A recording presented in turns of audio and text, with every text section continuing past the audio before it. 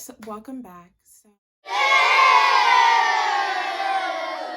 So today I wanted to talk about my top 5 favorite plants of September. The summer is winding down. Right now in North Carolina, it's in the mid 70s and around the high 50s at night. So the temperature is surely coming down, but my plants have not stopped in their growth. They're still acting like it's summer. So I just wanted to show you guys my plants that are growing the best, maybe some of my favorites. So yeah, let's just get into the video. And if you like this video, please give me a thumbs up and comment down below which one of these plants is your favorite. So the first plant I have on my list is my Begonia Cyazamori. This begonia is absolutely amazing.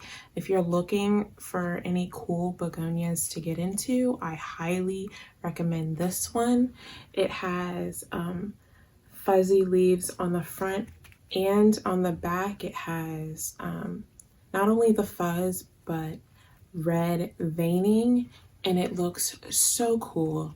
The other day I was looking at this plant and I realized that it actually has like a blue reflection. I'm not sure if you can tell, but it looks absolutely amazing. And then it also has this silver band that goes around the leaf.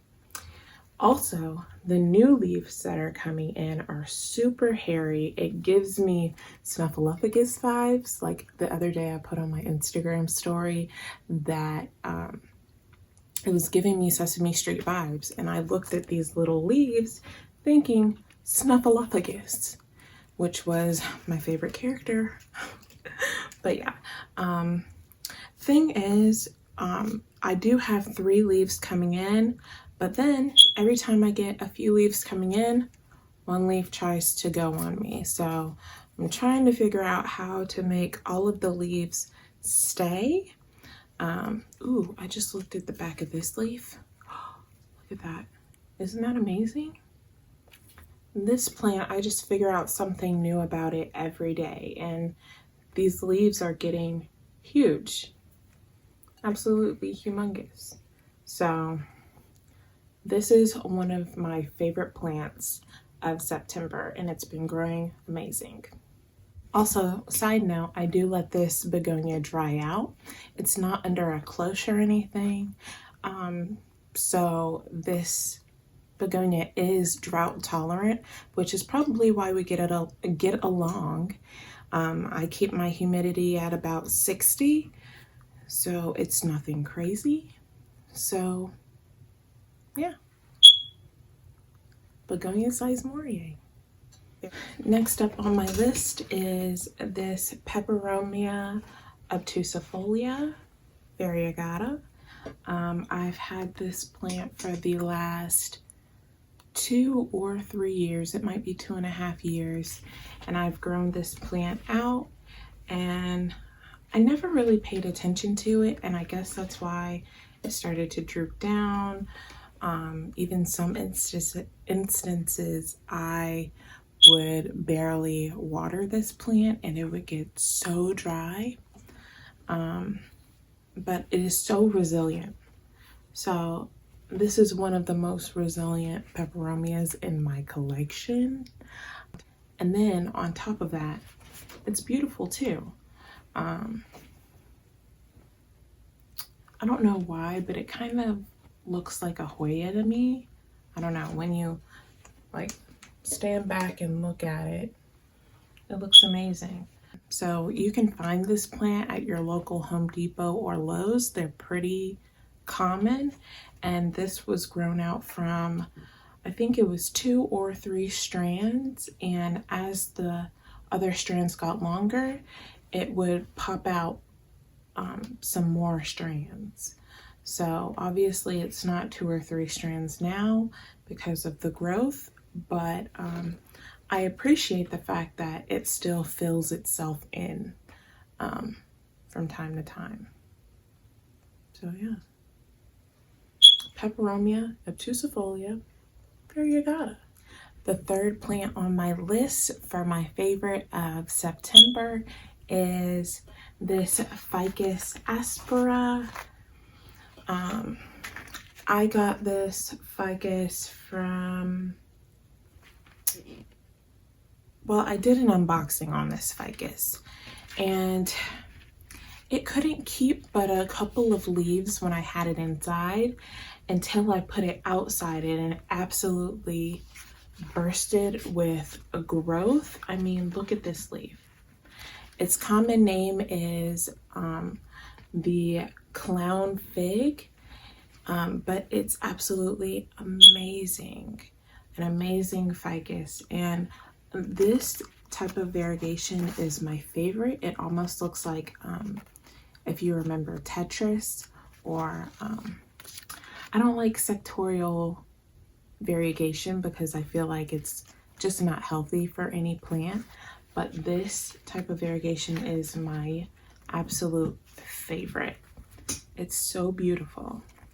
And then it also has these variegated figs. You see they're kind of like striped, and that's how you know that it's a Ficus Aspera.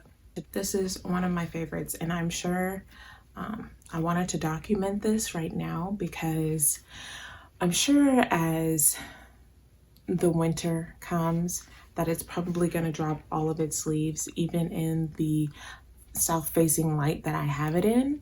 But this is a beautiful fig, but it really only grows or has a lot more leaves in the summer. So just a note, if you want to get this ficus, it's beautiful. It doesn't like to dry out that much, and loves summer. So, Ficus Aspera. Next up on my list is this Hoya Multiflora. It has so many peduncles, I just can't even. I'm looking at 3 right now. But this thing is such a prolific grower. This plant prefers bright indirect light. That's when it blooms the most. But it can take a little bit of lower light. I would not put this Hoya into highlight because it does scorch very easily. So that's just something to note. But I have been chopping and putting the pieces back into the plant. I started this off as it was literally about this big, one strand that was this big, and it has grown into this whole thing. So I'm really obsessed with this Hoya Multiflora, and it gets bigger leaves.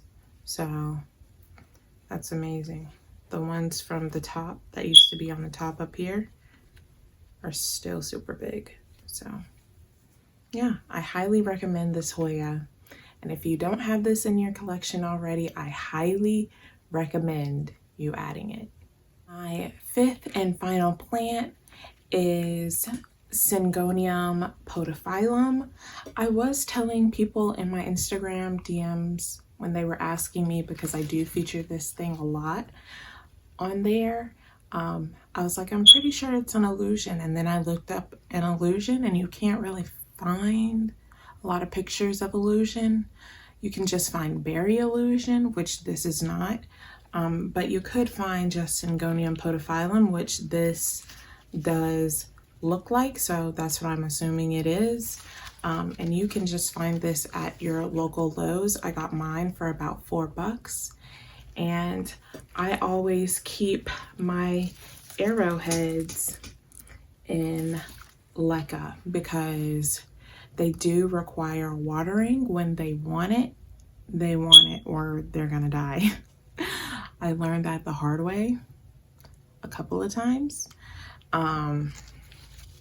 So yeah, this Syngonium I just fell in love with, and I decided that I absolutely needed it in my life once I saw it. And it came in a 4-inch pot.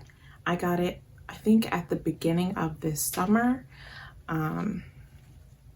And I've been loving it. It's been growing new roots. I can even see new roots that it's growing. Every time I fill up its water reservoir, it's shooting down new roots, and just growing so amazing. So I absolutely love this thing. It's so beautiful in my opinion. And this just goes to show that just because a plant is expensive doesn't mean that other plants aren't beautiful. So other plants that are not as expensive aren't just as beautiful. So if not more so, really. Not all expensive plants I think are pretty.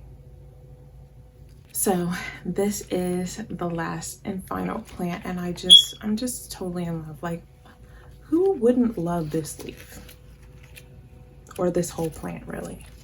But I'm obsessed with this leaf. So that was my top 5 favorite plants for September. I hope you guys enjoyed this video, and comment down below which one was your favorite. What are your top 5 favorites of September or even the summer? I'd like to know. So make sure you subscribe, and I hope you guys have a great day.